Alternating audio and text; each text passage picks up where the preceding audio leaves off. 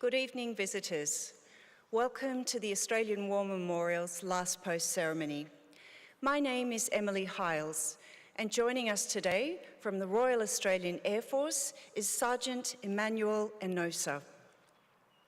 This evening, we're honoured to acknowledge Brigadier General Jose da Costa Suarez Trix, Chief of Staff, Defence Forces of Timor-Leste, accompanied by Commodore Isinho das Neves, Commander, Naval Component, Timor-Leste, Colonel Paul Pembroke, Defence Attaché, Dili, and their accompanying delegation. We welcome the veterans who have served, those that are still serving, and the families that love and support them. The live stream of this ceremony is made possible by the Returned and Services League of Australia and the RSL and Services Clubs Association. We welcome members who are watching the broadcast of this ceremony across Australia. During this evening's ceremony, wreaths will be laid at the base of the Pool of Reflection by visitors to the memorial and students on behalf of Lithgow Public School from Lithgow, New South Wales. If you're able, please stand and join in singing the National Anthem.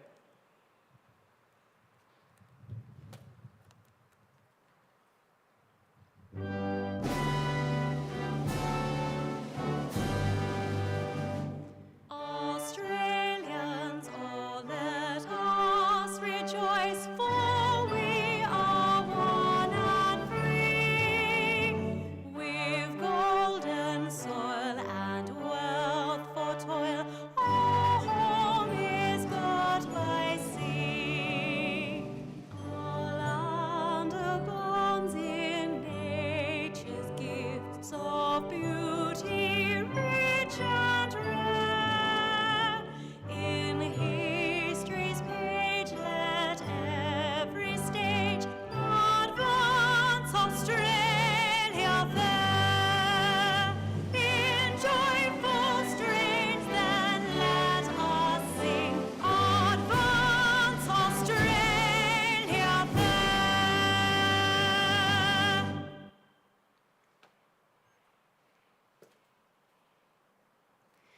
The Australian War Memorial was the vision of Charles Bean, Australia's First World War official historian. Bean landed with the Australian troops on Gallipoli and stayed with them at the front through to the end of the war. The idea of this national memorial and museum came to him at Pozières, France, in the depths of the bloody fighting of 1916. Bean's idea was that this would be a place where family and friends could mourn loved ones buried in faraway places. It would also be a place that could help all Australians understand what these men and women had endured and what they had done for us. Bean's vision, to which we remain true, is best expressed as inscribed in the entrance to the memorial's galleries. Here is their spirit, in the heart of the land they loved. And here we guard the record which they themselves made. Tonight, we will read the story behind just one of those on the Roll of Honour, which lists the names of more than 103,000 men and women who have given their lives for us in war and on operations for more than a century. But first, we present a lament, Flowers of the Forest. Wreaths and floral tributes will now be laid at the base of the Pool of Reflection.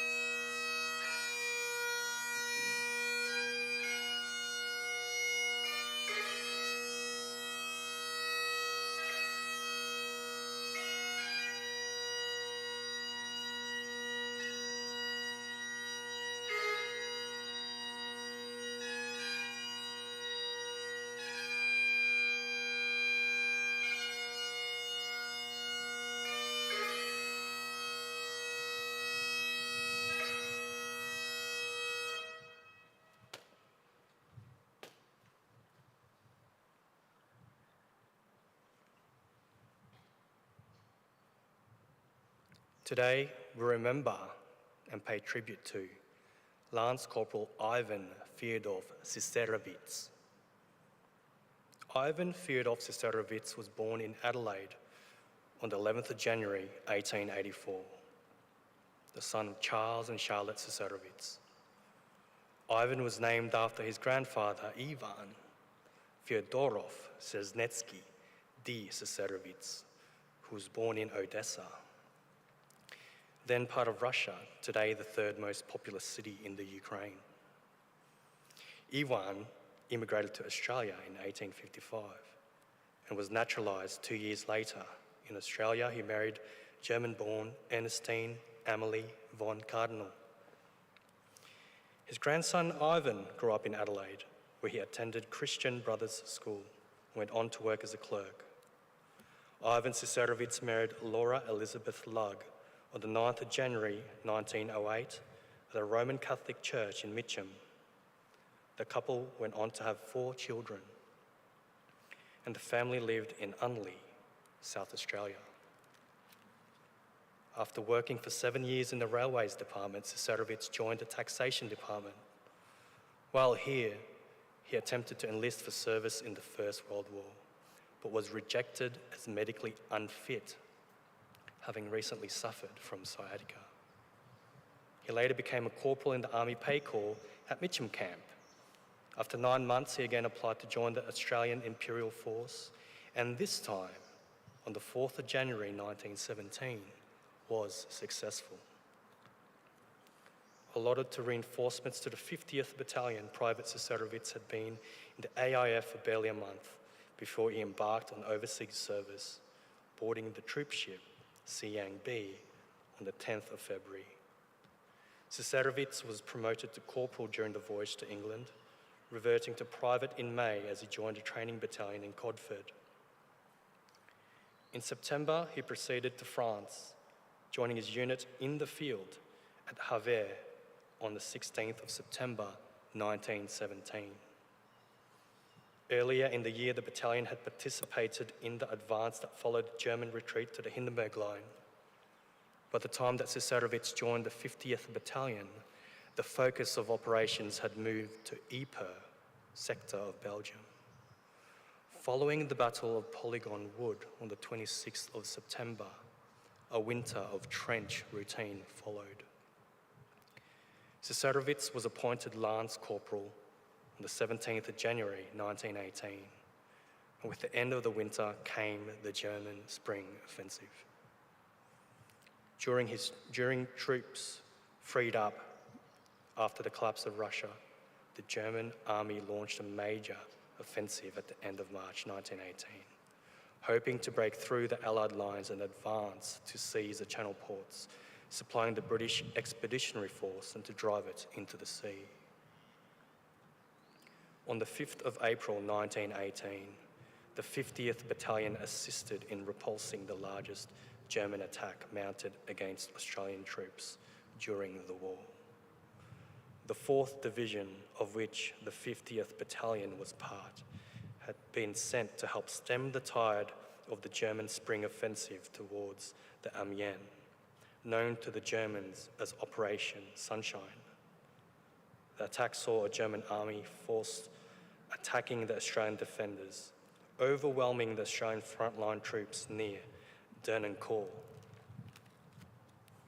While the attack saw the Germans capture much of the forward sector of the Australian front line, which ran along a railway line between Albert and Dernancourt, an Australian counterattack in the afternoon wrestled the initiative from the Germans, whose attack petered out.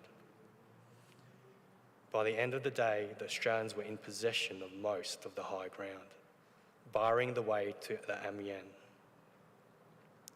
With the failure of the German Spring Offensive, the outcome of the First World War was sealed. Lance Corporal Caesarowicz, however, would not be there to celebrate victory. He was killed in action on the 5th of April 1918, during what later became known as the Second Battle of Dernancourt.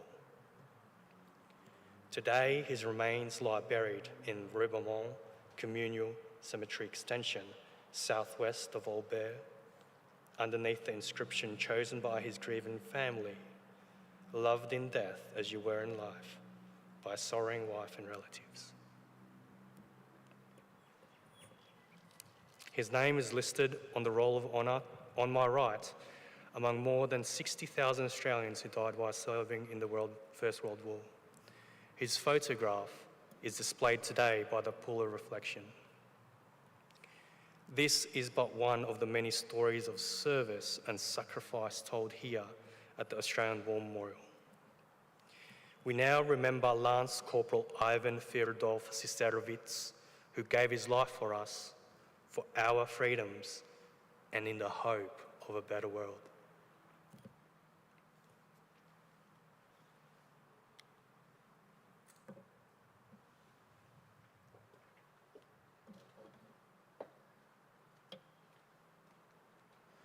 Please stand for the reading of the Ode and the sounding of the last post.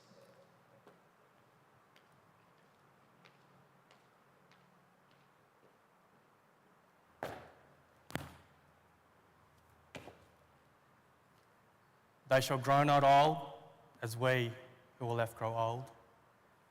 Age shall not weary them, nor their years condemn. At the going down of the sun and in the morning, we will remember them. We will remember them.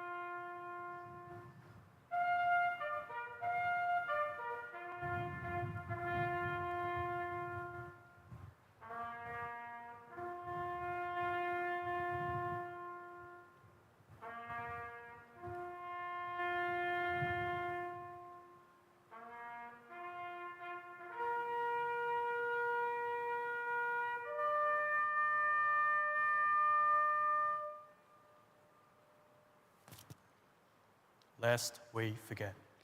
Lest we forget.